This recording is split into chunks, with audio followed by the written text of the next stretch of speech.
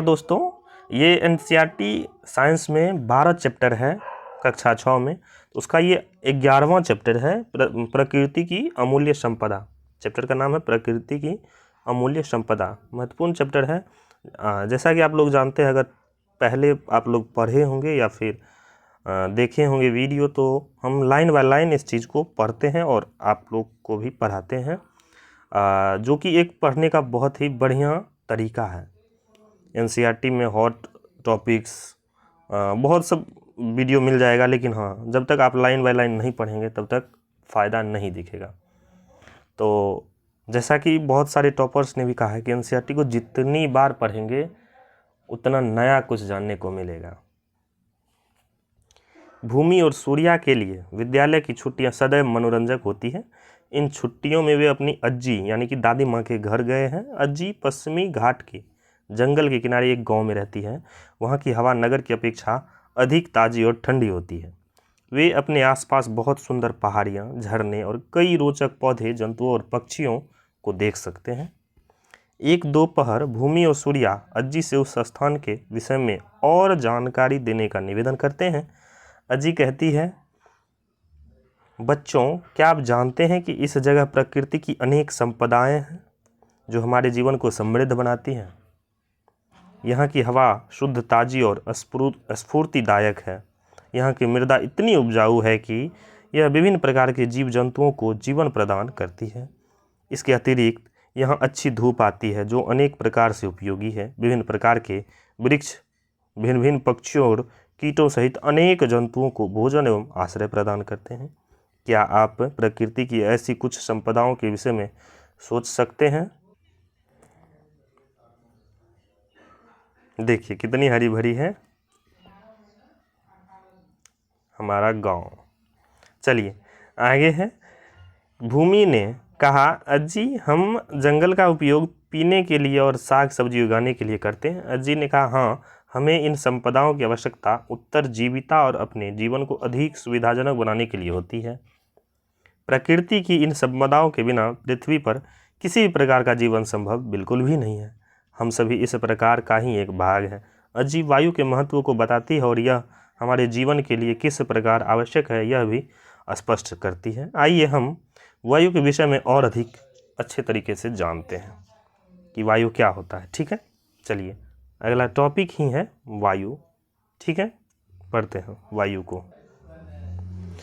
एक सुबह भूमि और ऊर्जा यानी कि सूर्या अज्जी को कुछ खास स्वास्थ्य संबंधी व्यायाम करते हुए देखते हैं। अज्जी उन्हें व्यायाम यानी कि शारीरिक कार्यक्रम व्यायाम करने के लिए बुलाती है। वे कहती है, मैं गहरी सांस ले रही हूँ और बाहर छोड़ रही हूँ। यह क्रिया फेफड़े में शुद्ध हवा लेने में सहायक है और हमें स्वस्थ रखती है। भूमि और सूर्या भी अज्जी के पास बैठ जाते हैं और गहरी सांस लेने की क्रिया करते हैं। आइए हम भी व्यायाम का अभ्यास करते हैं। देखिए, एक गहरी सांस लीजिए और उसे धीरे धीरे छोड़िए। फिर एक और गहरी सांस लीजिए। जितना संभव हो सके सांस को रोक कर रखिए और फिर धीरे धीरे छोड़िए। आप कितनी देर तक सांस को रोक सकते हैं? जब आप सांस को रोक कर रखते हैं तो आपको कैसा फील होता है? इस क्रियाकलाप से हमने क्या पाया? सांस को लंबे समय तक रोकना कठिन है। सांस द्वारा भीतर ली गई वायु में ऑक्सीजन होती है। हमारे शरीर को कार्य करने के लिए ऑक्सीजन की आवश्यकता होती है। जब हम लंबे समय तक सांस रोकते हैं तो शरीर को पर्याप्त ऑक्सीजन नहीं मिलती है। अतः हमें जीवित रहने के लिए पर्याप्त ऑक्सीजन की आवश्यकता होती है। अन्य जीवों को भी जीवित रहने के लिए ऑक्सीजन की आवश्यकता होती है। क्या आप जानते हैं, हम भोजन अथवा जल के बिना कुछ दिनों तक तो जीवित रह सकते हैं, लेकिन ऑक्सीजन के बिना हम कुछ क्षण भी जीवित नहीं रह सकते हैं। ठीक है, आगे है, पृथ्वी के चारों ओर उपस्थित वायु विभिन्न गैसों का मिश्रण होता है। क्या आप वायु में उपस्थित कुछ गैसों के नाम बता सकते हैं? वायु में नाइट्रोजन और आर्गन, कार्बन डाइऑक्साइड, सूक्ष्म मात्रा में कुछ अन्य गैसें भी उपस्थित होती है। चित्र 11.1 में वायु के संघटक को प्रतिशत में दिखाया गया है। ध्यान दीजिए कि चित्र 11.1 में 100 वर्ग हैं। इन 100 वर्गों में 78 वर्ग नाइट्रोजन द्वारा, 21 वर्ग ऑक्सीजन द्वारा तथा एक वर्ग अन्य गैस जैसे आर्गन कार्बन डाइऑक्साइड द्वारा भरे हुए हैं। तो यही दर्शाता है कि प्रत्येक 100% में 78% नाइट्रोजन, 21% ऑक्सीजन और 1% में ही अन्य गैस जैसे आर्गन कार्बन डाइऑक्साइड और है। ठीक है, यहाँ देख लीजिए, नाइट्रोजन 78%, ऑक्सीजन 21% और कार्बन डाइऑक्साइड जैसे अन्य गैस 1% में है।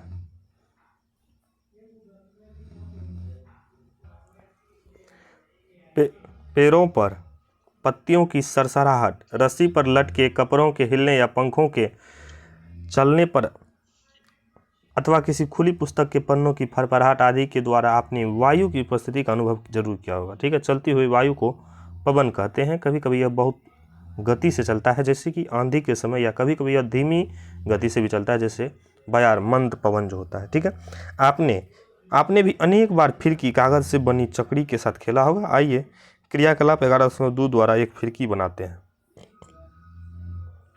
ये फिरकी, चलिए इसको बनाते हैं। 15 सेंटीमीटर बाय 15 सेंटीमीटर का एक वर्गाकार कागज लीजिए, एक कैंची लीजिए, आलपिन लीजिए और एक मुलायम डंडी ले लीजिए।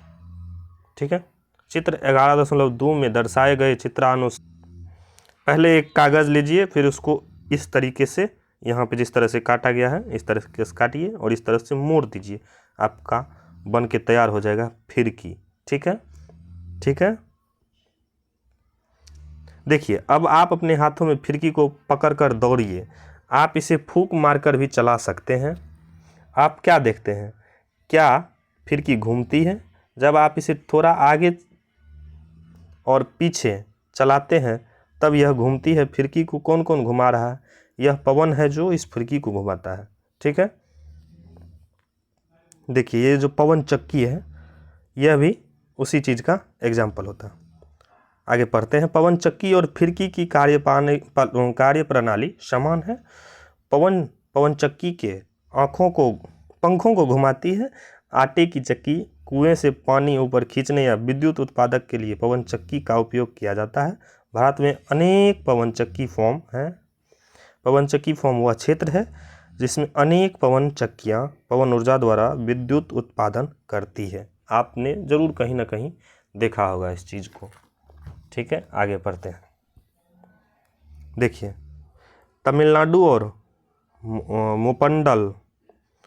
तमिलनाडु का मुपंडल पवन चक्की फॉर्म, राजस्थान के जैसलमेर का पवन चक्की पार्क और महाराष्ट्र का ब्रह्मवेल पवन चक्की फॉर्म हमारे देश के कुछ प्रमुख पवन चक्की फॉर्म हैं। अपने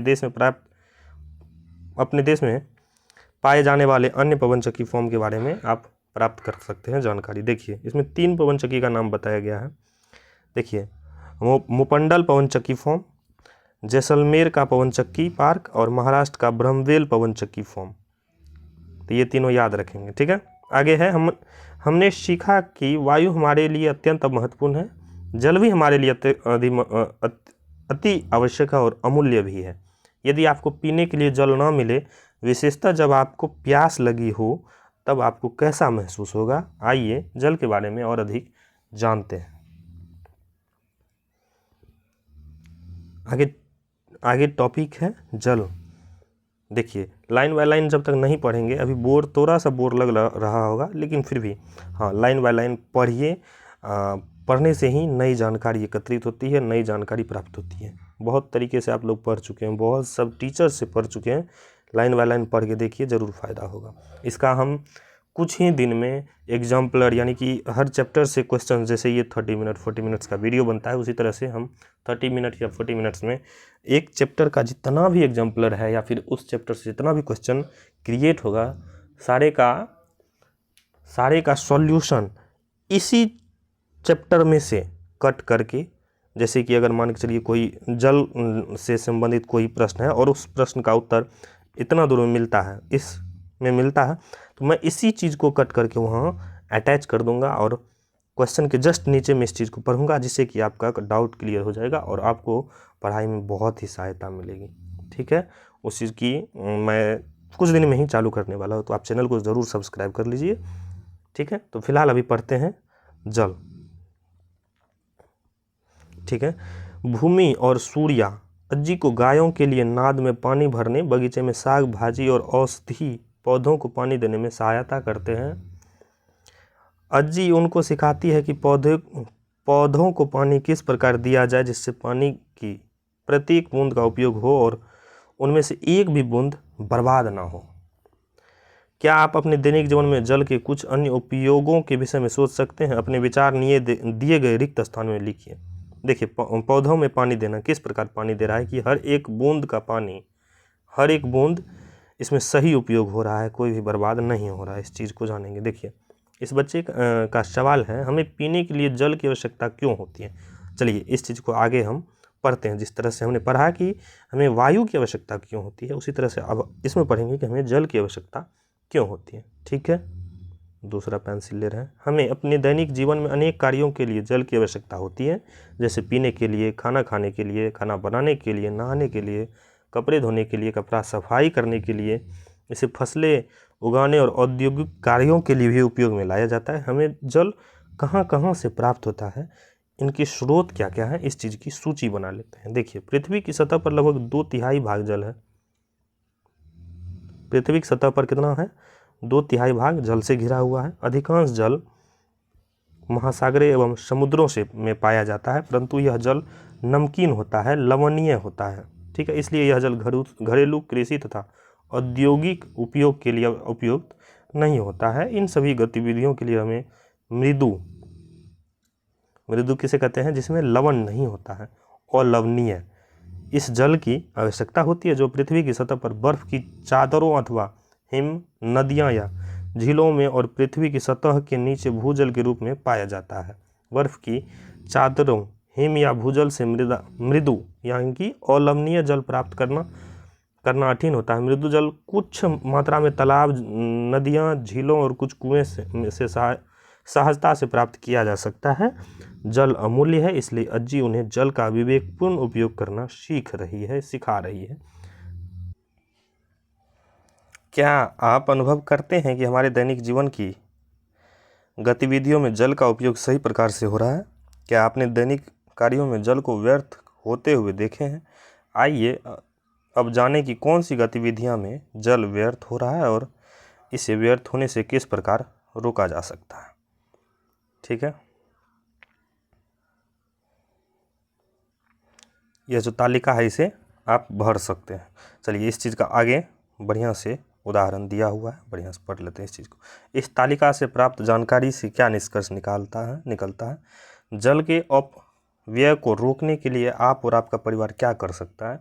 जल की हानि को कम करने की कई विधियां हैं। उदाहरण के लिए, उपयोग में न होने पर नल को बंद कर देना,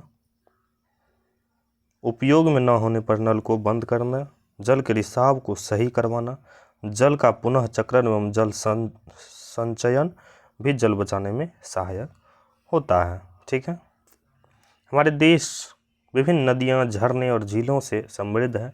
क्या आपने प्लास्टिक थैलियां और रैपर्स आदि को जल की सतह पर तैरते हुए देखा है? बिल्कुल देखें। हम मृदु जल के स्रोतों में कचरा यानी कि अपशिष्ट पदार्थ फेंक कर उन्हें प्रदूषित कर देते हैं। घरों और उद्योगों से निकलने वाले अपशिष्ट जब जल स्रोतों में से मिलते हैं तो जल को प्रदूषित करते हैं। जल को प्रदूषित करने वाली मानवीय गतिविधि को पहचानिए। कक्षा में अपने मित्रों के साथ चर्चा कीजिए कि आप जल प्रदूषण को कम करने के लिए क्या उपाय कर सकते हैं। प्रदूषित जल सजीवों के उपयोग के लिए उपयुक्त बिल्कुल भी नहीं होता है। मृदु जल के स्रोत सीमित होने के कारण भारत के अनेक भागों में जल की कमी है। कुछ स्थानों पर लोगों को पीने का पानी लाने के लिए बहुत दूर तक चलना पड़ता है।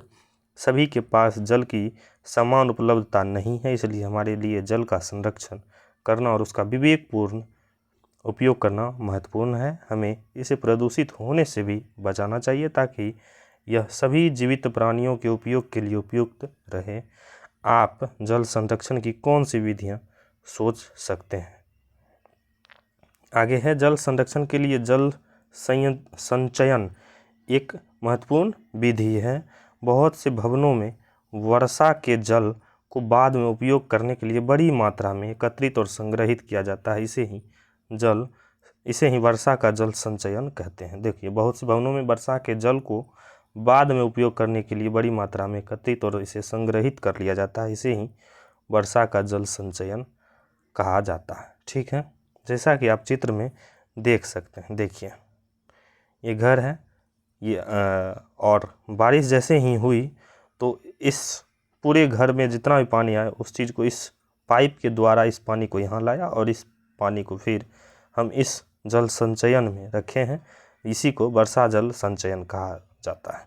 देखिए, इसका उदाहरण एक आप इस तरीके से देखते रहें। बावरी, तुर्जी का झालरा, जोधपुर, राजस्थान।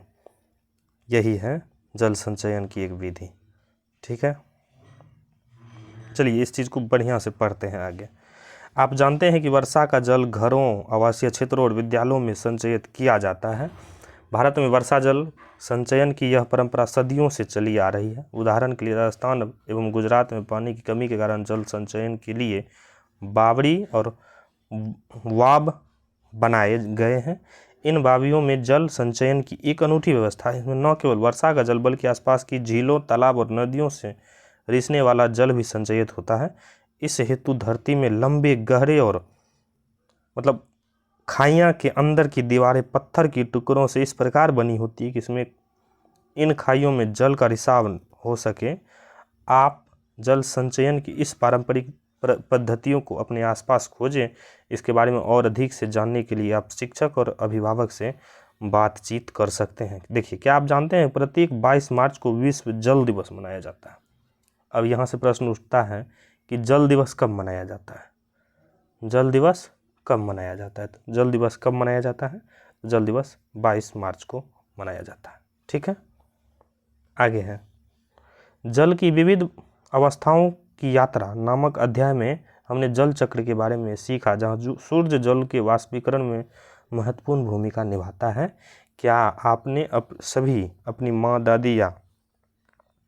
माँ दादी को कई दिन तक सूर्य की गर्मी में कटे हुए कच्चे आम को सुखाते हुए देखा है? आइए सूर्य के प्रकाश के विषय में अन्वेषण करते हैं, खोज करते हैं। देखिए, सूर्य से ऊर्जा अगला टॉपिक ही है। सूर्य से ऊर्जा की प्राप्ति कैसे होती? देखिए, भूमि और सूर्य दोपहर की कड़ी धूप वाले दिन अज्जी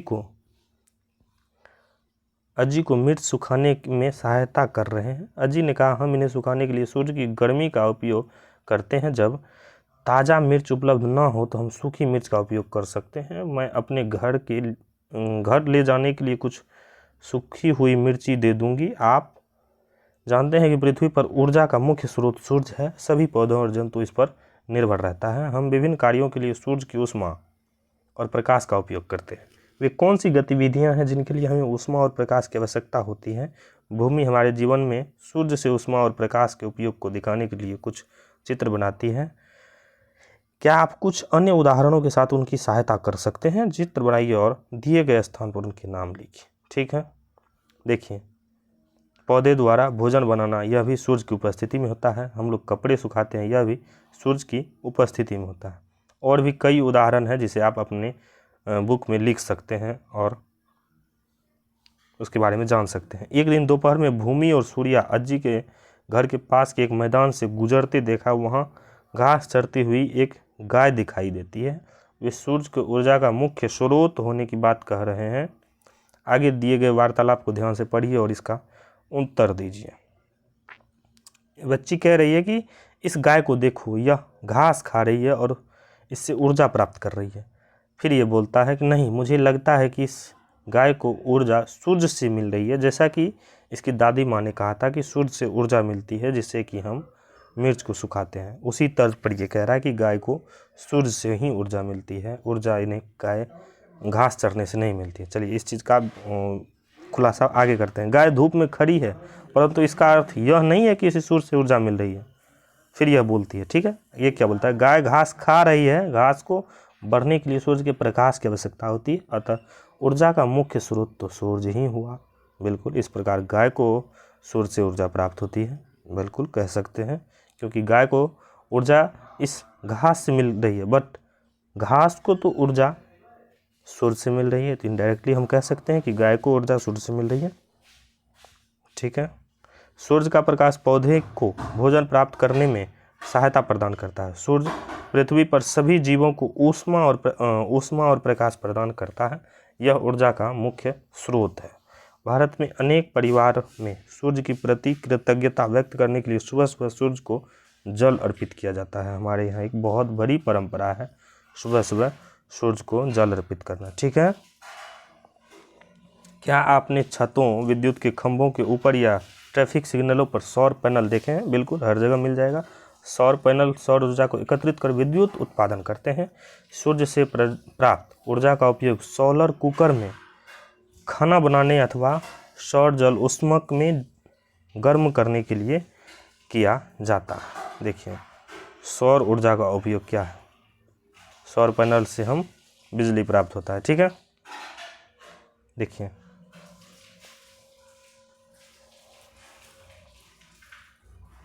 सूर्य के बिना पृथ्वी पर जीवन की कल्पना बिल्कुल भी नहीं की जा सकती है।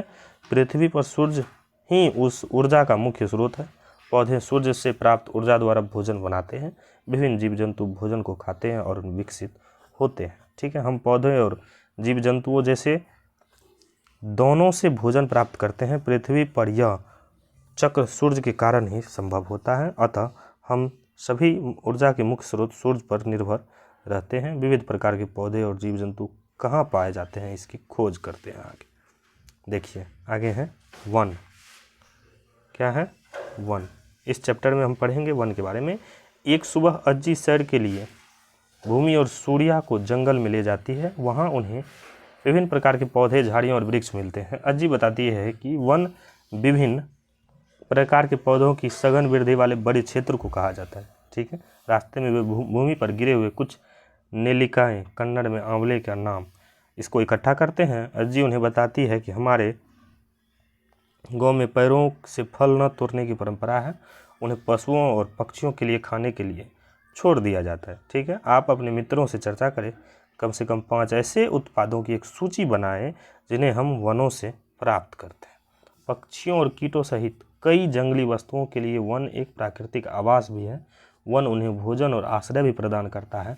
प्रकृति में प्रत्येक जीव उत्तरजीविता के लिए अन्य जीवों पर निर्भर करता है। जीवों में विविधता प्रत्येक जीवित प्राणी के लिए भोजन सुनिश्चित करती है। पिछले कुछ वर्षों में बड़े पैमाने पर पेड़ों की कटाई जैसी मानवीय गतिविधि के कारण वन क्षेत्र लगातार कम हो रहे हैं। एक नए वन को उगाने के लिए किसी लुप्त हुए वन को पुनर्स्थापित करने में कई वर्ष लग जाता है। ठीक है। अतः हमें नए वनों को दोबारा उगाने के लिए पर्याप्त समय देना चाहिए और इसके लिए हमें उनका संरक्षण और दायित्वपूर्वक उपयोग करना चाहिए। ठीक है। देखिए, वन महोत्सव पूरे देश में जुलाई महीने में मनाया जाता है। यह 1 सप्ताह तक चलने वाला कार्यक्रम है। इस उत्सव के दौरान नए पौधे और पेड़ लगाए जाते हैं और वनों का सम्मान करने के लिए जागरूक किया जाता है। चलिए, एक बड़े वन क्षेत्र को काटने के लिए क्या परिणाम होते हैं? एक प्रस्तुति बनाइए या अभिनय या रोल प्ले कीजिए।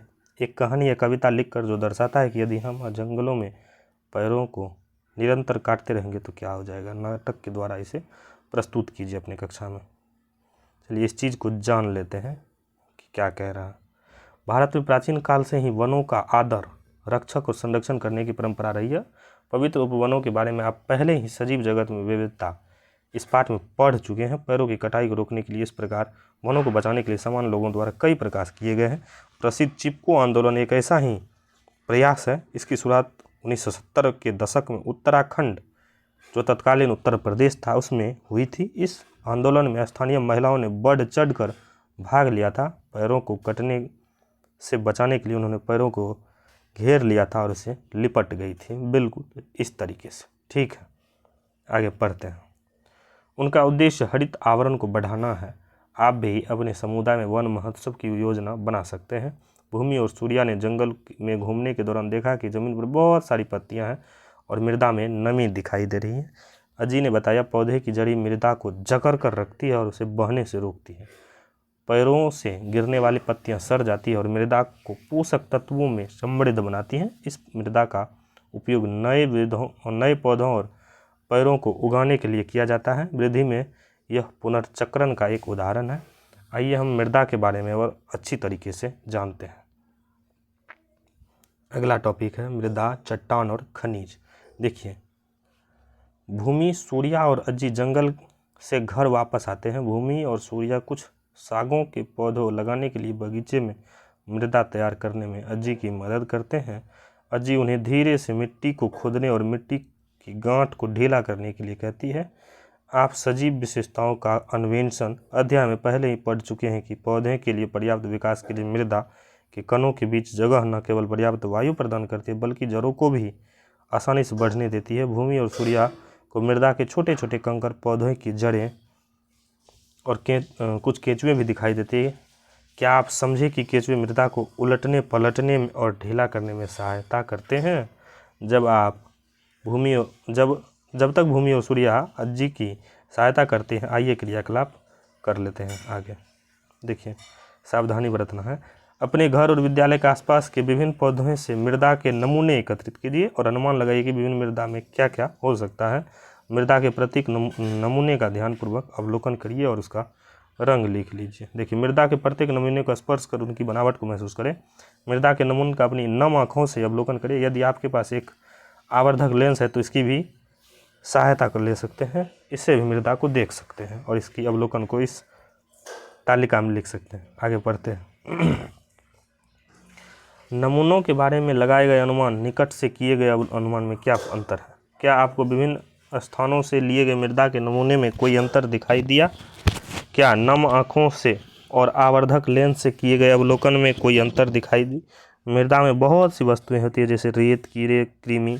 इनमें कई छोटे जीव भी हो सकते हैं जिन्हें हम अपनी नम आँखों से नहीं देख सकते हैं। पौधे और जंतु भी विघटन और क्षय के कारण मृदा का हिस्सा बन जाता है। विभिन्न स्थानों से एकत्रित किए गए मृदा के नमूने अलग अलग रंगों के हो सकते हैं क्योंकि उनमें विभिन्न पदार्थ उपस्थित होता है। क्या आपने कभी सोचा है कि मृदा कैसे बनती है? मृदा का निर्माण लंबे समय से सूर्य, जल और सजीव द्वारा चट्टानों के विघटन से होता है। मृदा का निर्माण कैसे होता है? मृदा का निर्माण लंबे समय तक सूर्य, जल और सजीवों द्वारा चट्टानों के विघटन से होता है। मृदा विभिन्न प्रकार की होती है। कुछ विशेष प्रकार के पौधों को उगाने तथा कुछ भवनें हेतु ईंट बनाने के लिए अच्छी होती है। वनों में अनेक प्रकार की मृदाएं होती है। मृदा एक अमूल्य संपदा है जो जैव विविधता को आश्रय देती है। आपने अपने आसपास चट्टानें देखी होगी। चट्टानों का उपयोग घर, भवन, मंदिर, सड़क, बांध और मेज की ऊपरी भाग आदि के निर्माण में किया जाता है। स्लेट जैसी कुछ चट्टानों का उपयोग छत बनाने के लिए भी किया जाता है और लेटेराइट का उपयोग ईंट जैसी निर्माण सामग्री के रूप में किया जाता है। ग्रेनाइट, बलुआ पत्थर और संगमरमर कुछ महत्वपूर्ण चट्टानें हैं। मानव ने चट्टानों का उपयोग कई हजार वर्ष पहले ही हस्त, कुल्हाड़ी और तीर, शीर्ष जैसे उपकरण बनाने में किया है। देखिए, छत बनाने के लिए चट्टान का उपयोग किया है। ईंट बनाने के लिए लेटेराइट मिट्टी का उपयोग किया है। जैसा कि अभी भी वर्तमान में भी इस लेटेराइट मिट्टी से ईंट बनाने की प्रक्रिया प्रचलन काफ़ी है। हस्त कुल्हाड़ी ये है, ये पत्थरों से बने तीर हैं, ये संगमरमर का खनन है। ठीक है। चट्टान किससे बनी होती है? ये खनिजों से बनी होती है। एल्युमिनियम, लोहा, तांबा और लोहे जैसे महत्वपूर्ण धातुएं खनिजों से प्राप्त की जाती है। खनिजों का उपयोग वायुयान, कार, आभूषण, प्रसाधन, विद्युत और इलेक्ट्रिक उपकरणों के निर्माण में किया जाता है। उदाहरण के लिए हम जिस समय सामान्य मोबाइल फ़ोन का उपयोग करते हैं उसके निर्माण में लगभग 1 दर्जन खनिजों का उपयोग होता है जैसे सोना, चांदी, तांबा, कोबाल्ट आदि। ठीक है। प्राकृतिक रूप से पाए जाने वाला ये सोना है। प्रकृति में पाए जाने वाले ये अनेक खनिज पदार्थ है। ठीक है। आगे पढ़ते हैं। चट्टानें मानव जीवन में एक महत्वपूर्ण भूमिका निभाती है। इन्हें पुनः निर्माण में हजारों से लाखों वर्ष लग जाते हैं। इसके लिए इसका संरक्षण और उपयोग दायित्वपूर्वक करना आवश्यक होता है। क्या आप जानते हैं कि चट्टान और खनिजों को एक स्थान से दूसरे स्थान तक कैसे पहुंचाया जाता है? परिवहन के लिए हम जिन वाहनों का उपयोग करते हैं उनमें से अधिकांश वाहन जीवाश्म ईंधन का उपयोग करते हैं। आइए जीवाश्म ईंधन के बारे में भी जान लेते हैं। अगला टॉपिक है जीवाश्म ईंधन। ईंधन स्टेशन जिसे हम सामान्यतः रूप से पेट्रोल पंप कहते हैं, जबकि यहाँ पेट्रोल, डीजल एवं वायु तीनों मिलता है, लेकिन फिर भी हम इसे पेट्रोल पंप कहते हैं क्योंकि पेट्रोल यहाँ पे सर्वाधिक रूप से मिलता है। देखिए, सूर्या विभिन्न प्रकार के वाहनों अलग अलग ईंधन स्टेशन पर क्यों जाते हैं? इस प्रकार यह है कि यह विभिन्न प्रकार के ईंधन का उपयोग करते हैं, उदाहरण के लिए पेट्रोल और डीजल। चलिए इसका एक हम सर्वेक्षण करते हैं। अपने आस पड़ोस में वाहनों का सर्वेक्षण करें। वाहन कितने प्रकार के होते हैं, उनमें किस प्रकार के ईंधन की आवश्यकता होती है, आपके द्वारा एकत्रित की गई जानकारी इस तालिका में लिखें। सामान्यतः किस प्रकार के ईंधन का उपयोग अधिक होता है? वाहनों के लिए पेट्रोल और डीजल दो सबसे अधिक उपयोग किए जाने वाले ईंधन हैं। ठीक है, पेट्रोल, डीजल तथा मिट्टी का तेल पेट्रोलियम से प्राप्त होता है। प्राकृतिक गैस, कोयले और पेट्रोलियम को आमतौर पर जीवाश्म ईंधन कहा जाता है। ठीक है, वे मूलतः पृथ्वी के भीतर सूक्ष्मजीव और पौधे के दब जाने से पेट्रोलियम, प्राकृतिक गैस और कोयले में परिवर्तित हो जाते हैं। इन ईंधनों को बनने में लाखों वर्ष लग जाते हैं। प्राकृतिक गैस का उपयोग भोजन बनाने और विद्युत उत्पादन के लिए किया जाता है। आजकल इसका उपयोग वाहनों में संपीड़ित प्राकृतिक गैस सीएनजी के रूप में ईंधन की तरह किया जाता है। यह पेट्रोल या डीजल की तुलना में अधिक स्वच्छ ईंधन है। कोयले का उपयोग मुख्य रूप से विद्युत उत्पादन के लिए किया जाता है। यह भारत के कई भागों में पाया जाता है। आगे देखिए, प्रमुख कोयला उत्पादक राज्यों का पता लगाइए और उन्हें भारत के मानचित्र पर चिन्हित कीजिए। हम लोग जानते ही हैं। देखिए आगे पढ़ लेते। पहले कोयले, लकड़ी और गोबर के उपलों का ईंधन के रूप में उपयोग पहले भोजन बनाने के लिए किया जाता था। अब प्रदूषण कम करने वाली प्राकृतिक गैस एवं द्रवित पेट्रोलियम गैस एलपीजी धीरे धीरे इसका स्थान ले रही है। ठीक है, पहले कोयला, अब पेट्रोल, ये सब प्राकृतिक गैस। देखिए, जीवाश्म ईंधन सीमित मात्रा में उपलब्ध है। यदि हम जीवाश्म ईंधन का उपयोग वर्तमान में इसी प्रकार सतत रूप से करते रहो तो शीघ्र ही जीवाश्म ईंधन समाप्त हो जाएगा। ऐसी स्थिति से बचने के लिए हमें ऊर्जा के वैकल्पिक स्रोत खोजने होंगे। जीवाश्म ईंधन को जलाए जाने पर धुआं और कार्बन डाइऑक्साइड जैसे गैस उत्पन्न होता है जो वायु को प्रदूषित करती है। परिवहन और घरेलू ईंधन के लिए जीवाश्म ईंधन पर अत्यधिक निर्भरता के परिणामस्वरूप बड़े पैमाने पर वायु प्रदूषण हुआ है। देखिए, आइए हम जीवाश्म ईंधन के संरक्षण में कुछ योगदान देते हैं। निकट स्थान तक पैदल या साइकिल से जाएं। सार्वजनिक वाहनों का उपयोग करें। देखिए, प्राकृतिक संसाधन नवीकरणीय और अनवीकरणीय, इसको पढ़ते हैं। प्राकृतिक की निधि हमारी आवश्यकताओं को पूरा करती है। वे पृथ्वी पर जीवन को बनाए रखने के लिए आवश्यक संसाधन है। उदाहरण के लिए हमें सूर्य से ऊष्मा एवं प्रकाश, नदियों से जल, पौधों एवं जंतुओं से भोजन प्राप्त होता है। ये संसाधन जिन्हें हम प्रकृति से प्राप्त करते हैं, इसे हम क्या कहते हैं? इसे हम प्राकृतिक संसाधन कहते हैं। हम अपनी सुविधानुसार प्राकृतिक संसाधनों का उपयोग बहुत सी उपयोग वस्तु बनाने में करते हैं। इसके लिए जैसे कि विद्युत बल्ब, फर्नीचर, सौर पैनल, साइकिल आदि हमारे जीवन को सुविधाजनक बनाते हैं। इस प्रकार सभी संसाधन जिन्हें मानव द्वारा निर्मित किया जाता है उसे मानव निर्मित संसाधन कहते हैं।